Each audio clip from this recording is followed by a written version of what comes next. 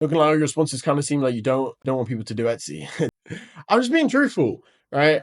I don't want to come on here and lie to you guys about everything's perfect and everything's incredibly easy. But I will say Etsy dropshipping is by far the easiest way to get into e-commerce. Obviously, I'm answering your guys and talking about all the problems and stuff like this, but I think that's an important part to giving you guys clear expectations.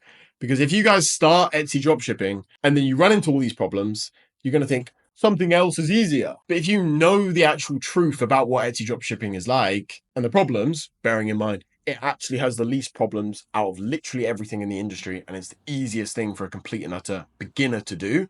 There is nothing else. Like Shopify dropshipping costs more money and it's harder. FBA, Amazon FBA costs more money and it's harder. Agencies, way harder. You got to master two different things, the marketing and the sales. With Etsy, you basically just got to figure out how to list good products and then how to actually sustain an Etsy account. So easy. Etsy dropshipping is the easiest thing. So if I tell you the problems with it, you go do it. You know the problems when you're kind of coming across it. Like, okay, Craig hasn't said this is going to be a get rich quick scheme because they don't exist.